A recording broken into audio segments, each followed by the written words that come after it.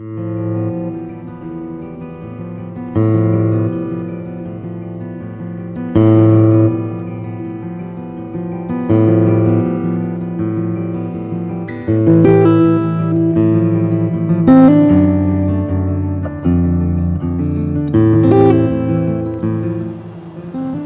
2,000 years ago, in an obscure, unruly corner of the Roman Empire, a baby boy was born. He was born to unknown parents in an insignificant place, and there didn't seem to be anything that was special about him, his birth, or his childhood.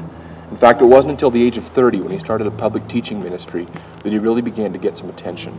But even this didn't last long. His followers were devastated when, before he ever reached the age of 35, he was arrested, tried, convicted as a criminal, and executed, crucified by the Roman Empire. This should have been the last anyone ever heard from this man. Rome brutally crucified thousands of people. No one knows their names. No one knows who they are.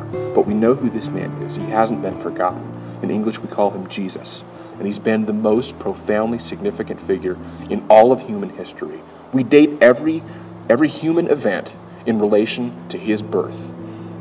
Even today, this very moment, there are millions of people who are willingly giving their lives, their possessions, everything they have, rather than renounce their belief in the life and claims of Jesus Christ. Why is this the case?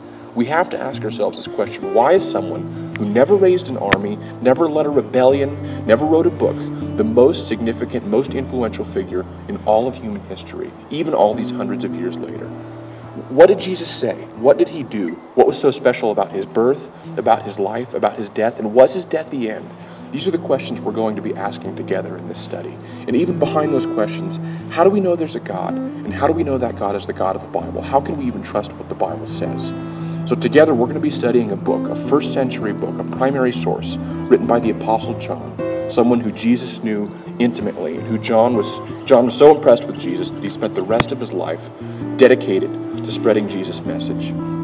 So I ask that you be willing to come with an open mind and to simply try and find out for yourself, who is Jesus and what's so special about him. We don't want your money. We're not trying to sell you anything. There's not going to be any dotted line to sign.